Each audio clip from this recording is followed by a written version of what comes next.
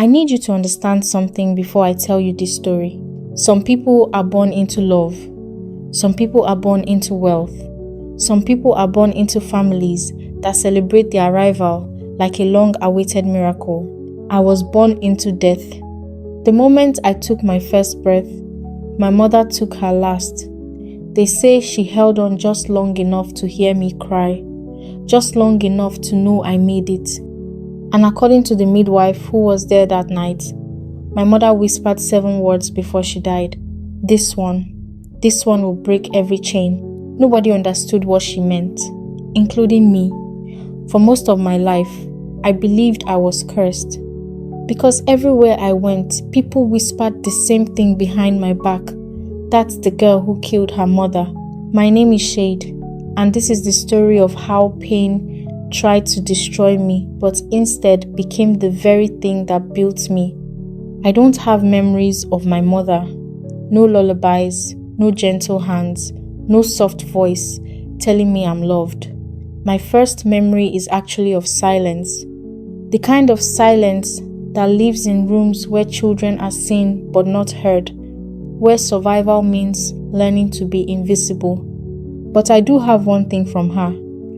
A faded photograph the midwife kept for years and finally gave me when I turned 16. In it, my mother is heavily pregnant, standing in front of our compound, one hand on her belly, smiling at the camera. On the back, in her handwriting, it says, "My miracle is coming." I didn't understand why she called me a miracle, not when everything about my arrival seemed to bring death instead of life. My father tried. God, he tried so hard. His name was Adekunle, and he worked as a carpenter's assistant in the dusty workshops of Mushin, Lagos. He wasn't a master craftsman. He wasn't even close. He was the man who carried the heavy wood, the man who swept the sawdust, the man whose name the actual carpenters barely remembered. But every single evening, no matter how tired he was, he would come home smelling like wood shavings and palm oil. That smell, I can still remember it. Wood, sweat, love. He would lift me into the air like I was the most precious thing in the world. "Shade," he would say, his calloused hands holding me steady. "You are going to be greater than this street, greater than this workshop. Do you hear me?" I would nod, even though I didn't fully understand. "You are my miracle," he'd whisper, echoing my mother's words. "Never forget that." He had this old wooden toolbox he treasured more than anything. It was dented and scratched, but he kept it polished. Inside, he'd carved both our names, Adekunle and Shade. One day, he told me, "You will build things even greater than furniture. You will build a future." Those words became my oxygen because everything else around us was suffocating. We lived in a single room, in a face me, I face you compound, where everybody knew everybody's business, where poverty wasn't just a condition, it was an identity. Poverty smells like kerosene lamps burning all night because there's no electricity. It smells like stale bread and watered down tea. It smells like desperation masked by pride. We didn't have much, but we had each other. Until we didn't. When I was 4 years old, my father started getting sick. It began with coughing. Then came the fever that made his skin burn hot to the touch. Then the weakness that made him unable to stand without leaning against the wall. I remember watching him try to hide it, watching him force himself to go to work even when his body was clearly begging him to rest. Watching him come home with less and less money each week. The toolbox disappeared first. He sold it to a younger carpenter. I cried when I realized it was gone. "It's just wood, Shade," he said, trying to smile. "You are the real treasure." Then went his good clothes. Then the small radio that used to play music on Sunday mornings. Then everything that wasn't completely essential. One night, he held me so tightly, I could barely breathe. His body was shaking, his fever was raging, and I knew, even at 4 years old, that something terrible was happening. "Shade, listen to me," he said, his voice shaking. "No matter what happens, no matter what anyone tells you, never let this world convince you that you are nothing. Do you understand?" I nodded, tears streaming down my face, even though I didn't know why. "You are not a mistake," he whispered. "You are not a curse. You are a miracle. Your mother knew it. I know it. And one day, you will know it too." Those were the last words I ever heard him say. The next morning, I woke up to silence. Complete, absolute silence. My father was lying beside me, his hand still holding mine, but he was cold, completely still. And I knew. I didn't scream. I didn't cry. I just sat there, holding his hand, staring at his face, trying to memorize every detail before they took him away from me forever. When the neighbors finally came and pulled me away, I heard them whispering, "Poor child. First her mother, now her father. She's cursed. Nothing good will come from this one." And that was the day I learned what it feels like to be truly alone in this world. People think orphanages are sad places. They're not just sad, they're warehouses for forgotten children. I was shuffled between 3 different orphanages before I turned 7. Each one was overcrowded, underfunded, and run by caregivers who were too overwhelmed to offer anything beyond basic survival. Orphanages sound like crying that nobody answers. They sound like children fighting over portions of food. They sound like loneliness even when you're surrounded by dozens of other kids. I learned 3 rules very quickly. Don't cry too loudly, or you'll be punished for disturbing the peace. Don't ask for seconds at mealtime, even if you're still hungry. Don't expect affection. Expect efficiency. The other children had their own survival strategies. Some became bullies. Some became invisible. Some learned to charm the caregivers for extra favors. I became a ghost. I moved quietly, spoke rarely, took up as little space as possible, because I'd already learned that the world doesn't reward need, it rewards silence. Hunger feels like more than an empty stomach. It feels like a constant ache that lives in your chest, like your body is eating itself from the inside out. Like every thought is clouded by one desperate question: when will I eat again? I learned to stretch a single piece of bread across an entire day. I learned to drink water to make my stomach feel full. I learned that hunger doesn't just weaken your body, it weakens your hope. Eventually, foster families started taking me in, and that's when I learned that charity without love feels exactly like slavery wrapped in polite language. The first family took me in when I was 8. They had 3 biological children and needed help around the house. I was that help. I woke up every morning at 5 a.m. to fetch water from the communal well. I washed mountains of clothes by hand until my knuckles cracked and bled. I scrubbed floors until my knees were bruised. I cooked meals. I watched their children while they went out. And every time something went wrong, a missing spoon, a broken plate, a stain on the couch, money that mysteriously disappeared from a purse, the blame always landed on me. "Shade, did you take this? Shade, why is this broken? Shade, you're so careless, so ungrateful." I stopped defending myself after a while because I realized something heartbreaking. It didn't matter what I said. They had already decided who I was. The unwanted child, the burden, the girl who killed her mother. So I stayed quiet, and I survived. I moved between 4 different foster homes over the next 6 years. Some were worse than others. One family locked me outside when I accidentally burned their dinner. Another made me sleep on a mat in the kitchen because they said I didn't deserve a real bed. Another told me constantly that I should be grateful they didn't throw me back to the streets where I belonged. Loneliness sounds like silence, not the peaceful kind, the heavy kind, the kind that presses down on your chest when you're lying in the dark, wondering if anyone in the world actually cares whether you live or die.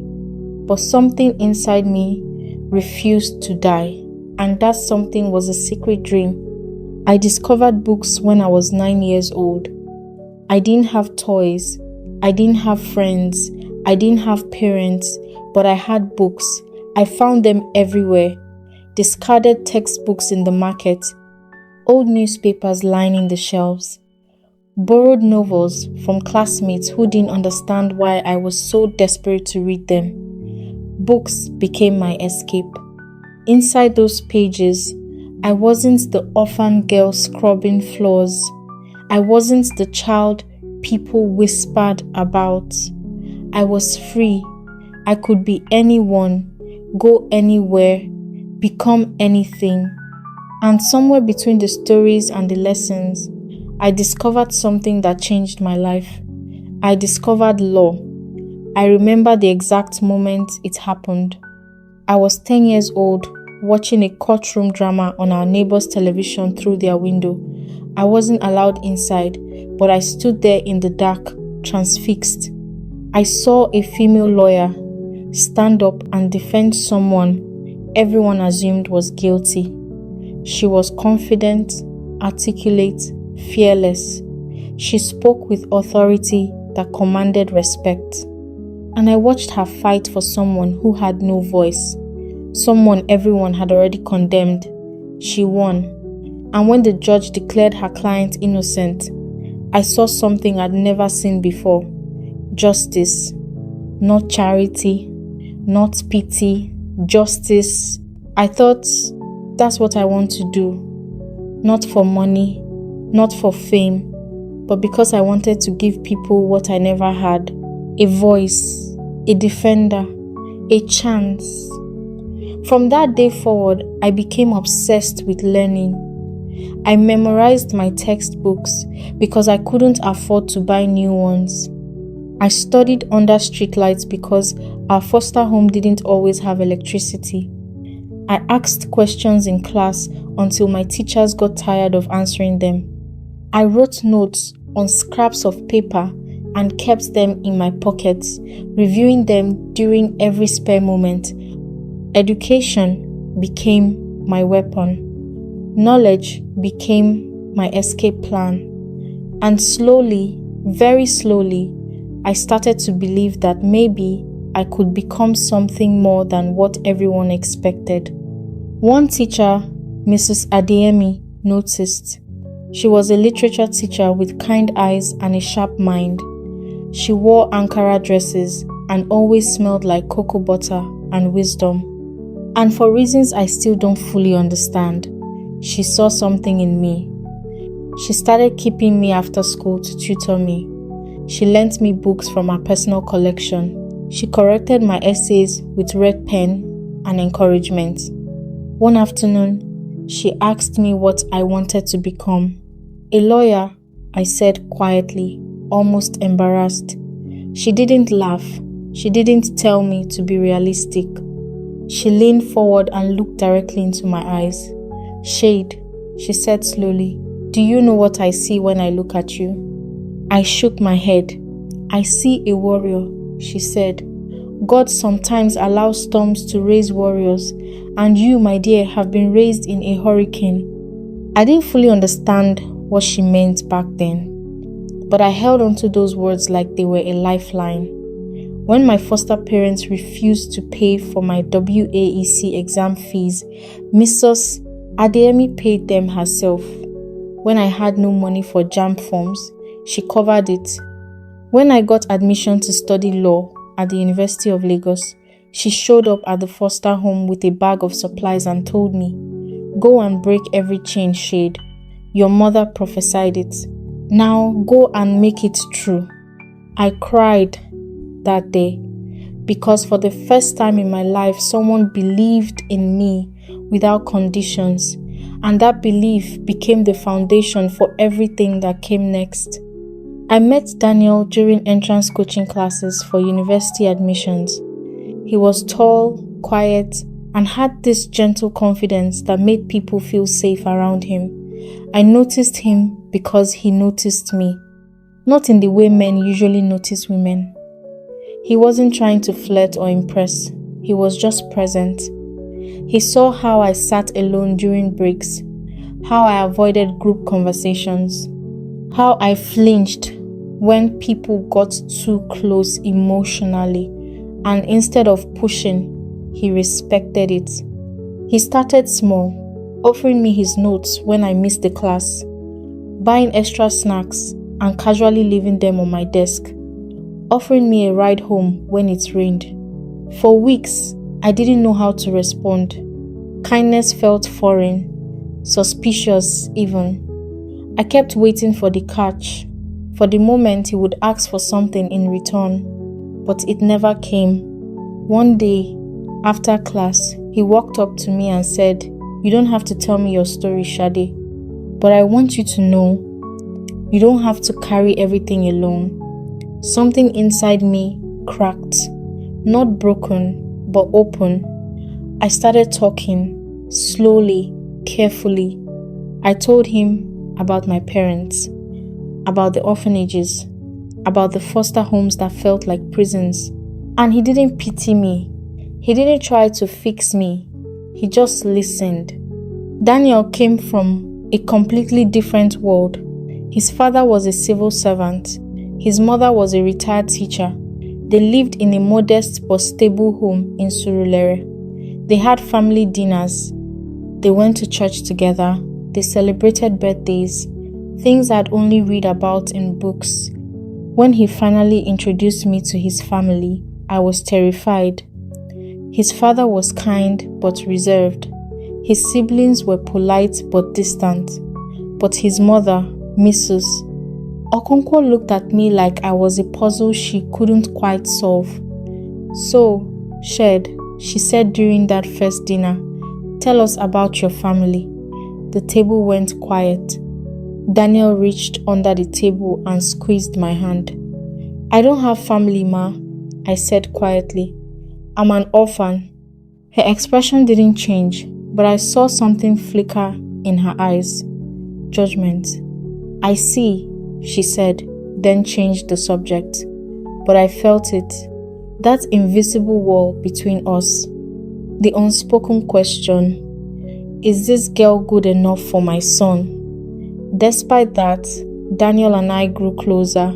He became my safe place. The first person I could be completely honest with. The first person who loved me without conditions. Years later, after we both graduated, he proposed. We were sitting by the lagoon, watching the sunset, when he pulled out a simple ring. "Shade," he said, his voice shaking slightly. "I don't love you because I pity you. I love you because you survived things that would destroy most people, and you did it with grace." Tears streamed down my face. "You are the strongest person I know," he continued, "and I don't want to spend my life with anyone else. Will you marry me?" I said yes, and I genuinely believed that all my suffering was finally over. I thought I had finally found my happy ending. I was wrong.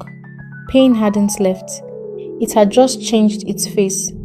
Everything changed when Daniel's mother came to stay with us after I gave birth to our first child. Her name was Mrs. Okonkwo, and from the moment she stepped into our home, I felt the shift. It started subtly. Small comments about how I folded clothes, suggestions about how I should cook jollof rice, corrections about how I held the baby. But then it escalated. "Shade, why is this house so disorganized? Shade, you are spoiling this child by picking him up every time he cries. Shade, in our family, we don't do things this way." Every day felt like an exam I was destined to fail. I tried everything to please her. I woke up earlier, cooked her favorite meals, asked for her advice, but nothing was ever good enough. One afternoon, I overheard her talking to Daniel in the living room. "I'm just worried, Daniel," she said. "This girl has no family background, no training. How can she raise your children properly?" My heart stopped. "Mom, please," Daniel said, his voice tired. "Shade is doing her best." "Her best isn't good enough," she snapped. "You deserve better. You deserve someone with proper upbringing." I stood in the kitchen, frozen, tears streaming down my face. But the worst part wasn't her words. It was Daniel's silence. He loved me. I knew that. But he worshipped peace with his mother. Whenever conflict arose, he chose neutrality. "She's just trying to help, Shade. Don't take it personally. You know how mothers are. Just ignore it. Can you just try a little harder? For me?" But how do you not take it personally when someone constantly implies you're not good enough? How do you try harder when every effort is met with criticism? I started feeling like I was back in those foster homes, watched, judged, never quite measuring up. Loneliness crept back into my life, but this time it lived inside my marriage, and that hurt more than anything I'd ever experienced before. I had survived orphanages, I had survived poverty, I had survived rejection, but I didn't know if I could survive feeling unwanted in my own home. I was in my final year of law school when disaster struck. I had managed to balance motherhood, marriage, and my studies through sheer determination. My son was 2 years old. I was pregnant with my second child, and I was 3 months away from graduating. Everything was finally coming together until it wasn't. A distant sponsor who had occasionally helped with my tuition was arrested for fraud. His name was Chief Adebayo, and he ran what appeared to be a legitimate import-export business. Apparently, he'd been running a massive Ponzi scheme for years, and because some of his fraudulent funds had passed through his account directly to my school fees, the Economic and Financial Crimes Commission started investigating me as an accomplice. The day they came to arrest me, I was in class. 2 officers walked in during a lecture on constitutional law. "Shade Okonko," one of them said loudly. The entire class turned to look at me. "Yes?" I whispered, my heart pounding. "You need to come with us for questioning." "For what?" I asked, my voice shaking. "Money laundering and fraud." The gasps from my classmates sounded like thunder. They escorted me out in handcuffs. Overnight, I went from being a law student on the verge of graduation to being a suspected criminal. The university suspended me pending investigation. The newspapers published my name and photo. Neighbors started whispering again. I knew something was off about that girl. She's always had bad luck following her. An orphan who suddenly has money for law school. Obviously, something shady. History was repeating itself. The whispers, the judgment, the automatic assumption of guilt. But this time, I wasn't a helpless child. Daniel stood beside me through every interrogation, every court appearance, every humiliating headline. We sold our car to hire a defense lawyer. We borrowed money from friends we didn't have. We fought with everything we had. Mrs. Okonko, however, had a different response. "I told you this girl would bring disgrace to our family," she told Daniel. "Now look what's happened." My lawyer, Mr. Adeleke, was brilliant. He traced every single transaction, showed that I had no knowledge of Chief Adebayo's criminal activities, proved that I was simply a student who accepted scholarship help. After 6 agonizing months of investigations, court dates, and public humiliation, I was declared innocent. The charges were dropped. my name was cleared. The day the judge dismissed the case, I walked out of that courtroom and collapsed into Daniel's arms. "It's over," he whispered. "It's finally over." But it wasn't, because even when you're proven innocent, the accusation leaves a stain people can't quite forget. I returned to school to complete my final semester, but my classmates looked at me differently now. Some with pity, some with suspicion. Some avoided me entirely. I graduated with honors, top of my class. But on graduation day, when they called my name, the applause was polite, nothing more.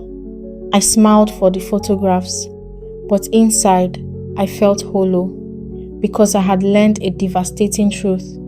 In this world, your innocence matters less than people's perception of you, and that perception can be poisoned by a single accusation. Years passed. I built my legal career from the ground up.